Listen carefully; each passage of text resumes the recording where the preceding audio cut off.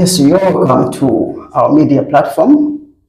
We're here for a free market discussion again, and I'm called Masike Joram. Uh, Thank you for viewing our program always, and for those who are supporting us, our partners, we are very humbled for the work you are trying to promote with us.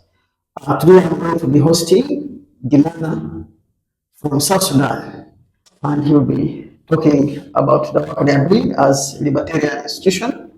So, Ginana, you are very welcome to our studio, and thank you very much for being part of the libertarian fund in Africa. We appreciate the work you are doing. Kindly introduce yourself to our viewers, and we dive into our program. Thank you so much. My name is David Benjamin Jinana. I prefer being called Jinana. It's a very botanical name. Yes. And from my grandfather.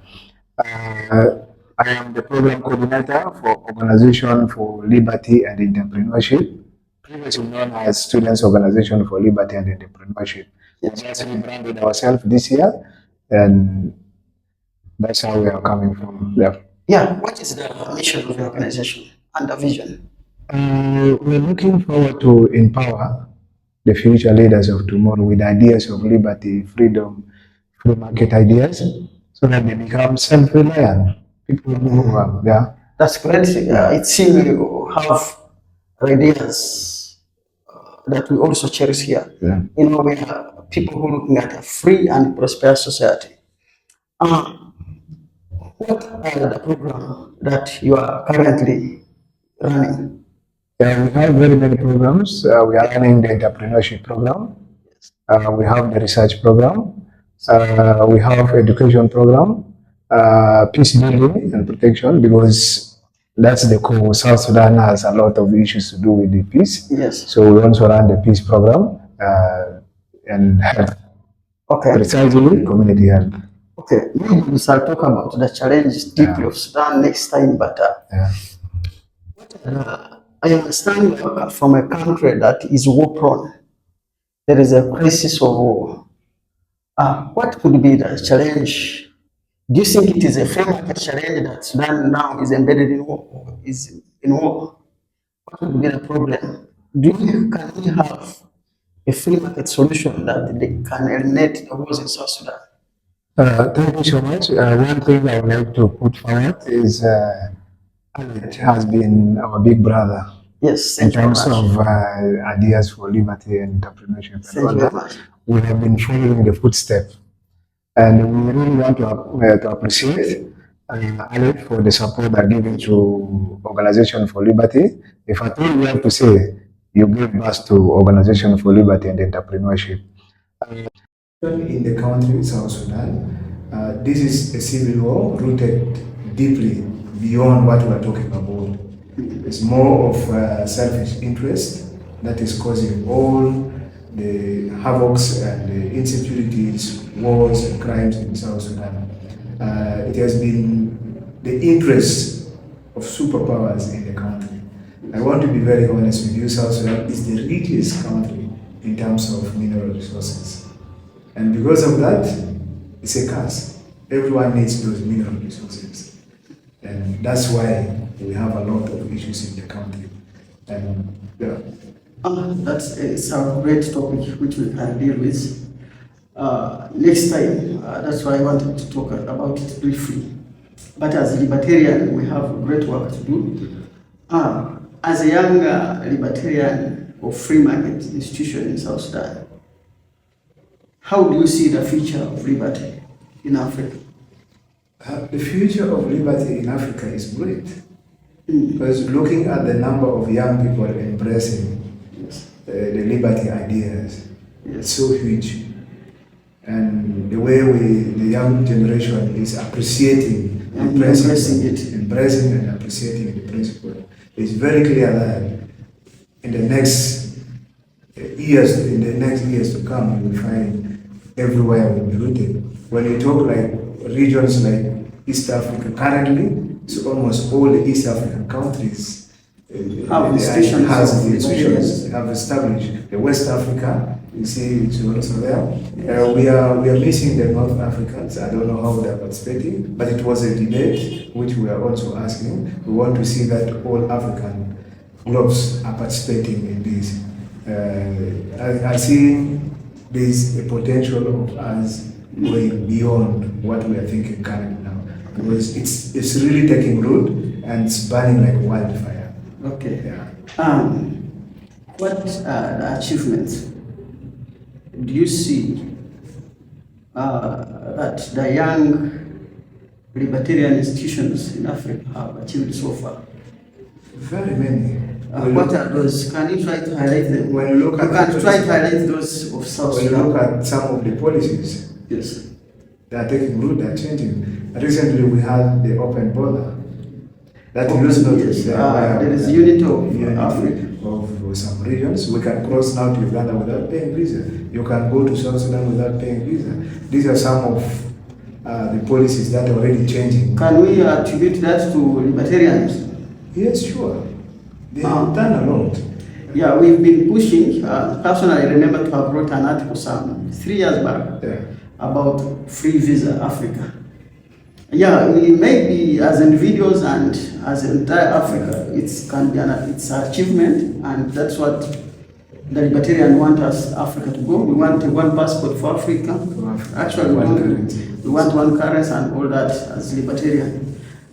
What do you think our challenges as libertarian? We are headed where Africa is prone to dictatorship. There is war in Kenya. Young people in Uganda demonstrating against corruption and long overstaying power. South Sudan is in crisis of wars. Africa is dominated by bad leaders, dictators.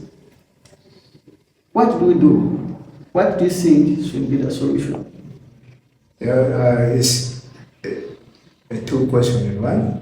First of all, I didn't finish about the achievement that we're doing. Okay. Yeah. First finish and then. Yes. Yeah. When you look at Africa currently, we are having more think tanks coming up. No. The libertarian. If I mention like for Uganda, for instance, the have other time I was here, I didn't hear about Mitindo, I didn't hear about Afford, Africa Liberty Foundation, African Organization. So more are coming up. Yes. Just in Uganda and in other countries, we are seeing more think tanks are coming up based on this principle. So we have a lot to talk about in terms of achievement. Yes. In terms of challenges, we have a lot of challenges. Like you have mentioned, there's an uprising in Kenya because the young generation are asking some policies. In Uganda, we have the same. People are asking for this government authority staying long in power. In South Sudan, we are looking at the big government. See, we are all fighting something that can really lead to the bigger thing. When you look at the challenges, it's more similar the same. Yes, big government. Big government. Yeah. Now freedom. Freedom of speech is not there. Freedom of speech. Corruption. And bigger things. Yeah. So the people already in power have this in them, and that is what we don't want to see. So it's a kind of confrontation between the ones in power and the ones who want to see a prosperous society. So that confrontation is already a challenge for us to move forward. And the other challenge is the idea is thought to be a borrowed idea by very many, but few have got the concept. And for me, I believe change doesn't come immediately. It comes gradually. Meaning, today, the day you started here in Uganda, maybe it was only 100. Now we have many coming. The many will also go out and preach to others, and we'll have many and many coming. So that cycle will go like that, and then we'll have to overcome the challenge. Not understanding the concept makes it easier for people to adapt to the situation. So, the work of education is very important. And as far as promoting the ideology that gives people freedom, that let people live independent life, it may take us some years. But more importantly, how do we approach the government in respective countries or in Africa to embrace these ideas that gives people freedom, liberty and rights, so that we can make prosperous Africa. Yeah. How do we approach Africa? How do we approach the governments? Yeah, let me take the example of South Sudan. How do we approach them?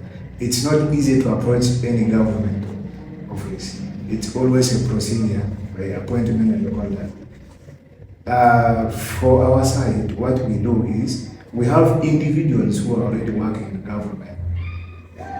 They can either be friends or relatives. We get to discuss these ideas with them. We present the ideas to them. They give us clue of how to go to the government offices. I want to give you an example. The African Free Continental Free Trade Agreement. South Sudan is part of the agreement, but we have not rectified the agreement. The other East African countries are already at policy level, others are at implementation level, but for us we have not activated. So what we did, we wanted to bring this up so that it is rectified. We had some friends in government, we approached, we told them, say, yeah, we have heard about this, but we don't know what's happening. So we brought some few head of that department through that particular person, who we equipped with the knowledge. He mobilizes for us from the government side and says, we have this on our table, and there's somebody who wants to talk to us about it. This is our responsibility, but somebody outside this house wants to talk to us about it. They brought the idea, we brought them, we enlightened them on the agreement. They were like, yes, we heard about it. So give us a moment, we'll come back to you. They were now the one coming back to us and saying, you are right, we have it in the docket. The docket in Parliament is where dormant documents are kept. Documents pending approval or signature are kept. So they had to retrieve from there. So our approach is to go through somebody that we know in government, somebody who is enlightened with the ideas that we want to promote. So we go through that person. He or she is the one mobilizing the government counterpart. Although it's very challenging to get into that. So advocacy and collaboration is very, very key if we are to work with government. And pushing this idea, building friendship with some individuals in government and those at policy level is quite important. If you met someone and you want to convince him to join the liberty movement, how will you, what are those important things will you tell him that convince him or lure him to join us?